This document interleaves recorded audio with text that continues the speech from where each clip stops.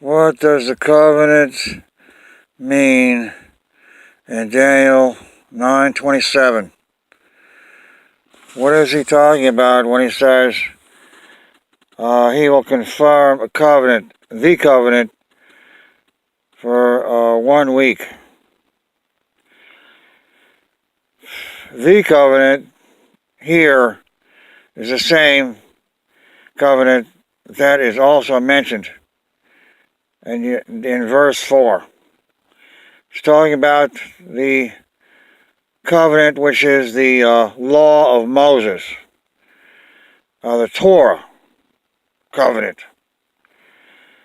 And when it says he will confirm the Torah, or the law of Moses, for 1 week, it means that he will confirm the curses of that covenant for 7 years. And why would the curses be the meaning here?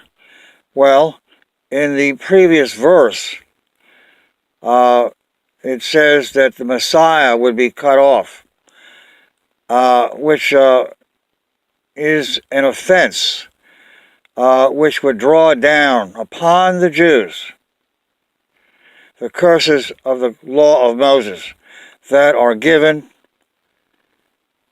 in Deuteronomy 28, which include such things as the destruction of the cities of Israel and the buildings of Israel.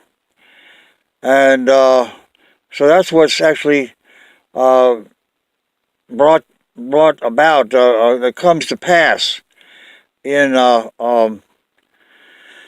this passage. It says they will destroy the city and the sanctuary. And now in the middle of the week, meaning the 7 years, the middle of the 7 years, the temple sacrifice would come to an end. Now, it came to an end in 70 AD, AD 70. And the Romans cut off the supply of animals and meat and everything, and so no more sacrifices could be offered. Now, in order for this interpretation to be correct, 70 AD should fall in the middle of a 7-year period in which the curses of the covenant, the curses given in Deuteronomy 28, were being confirmed against the nation of Israel. Now, is this the case? What were the curses of the covenant in Deuteronomy 28? War and defeat in war. And now 70 AD was the middle of a 7-year war called the Roman-Jewish War.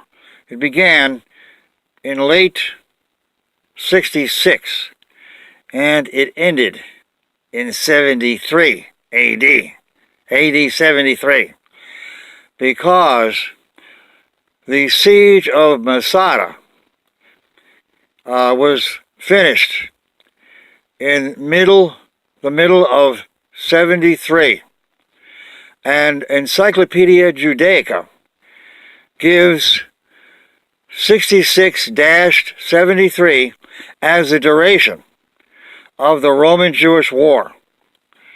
And so we see that the 70th week of Daniel 9:27 refers not to the end time, not to our time, but to 66 through 73. AD 66 to 73. And these fools that talk about a peace treaty between Israel and the Antichrist in the end time, they are completely wrong, completely misguided. They are blind guides. In order for Israel to make a peace treaty with the Antichrist, Israel would have to go astray, or that peace treaty would be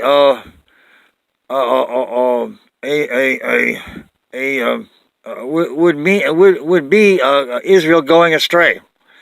Now Ezekiel 37, 16 through 22 says that after Israel returns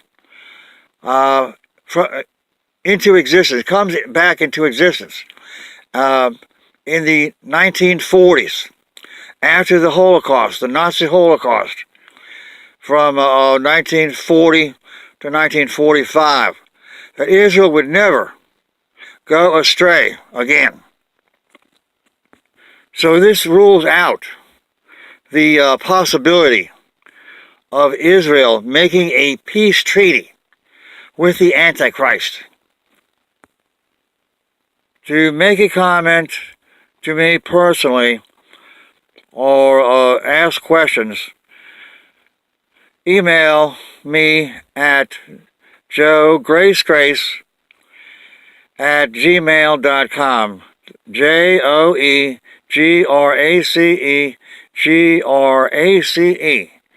@gmail.com.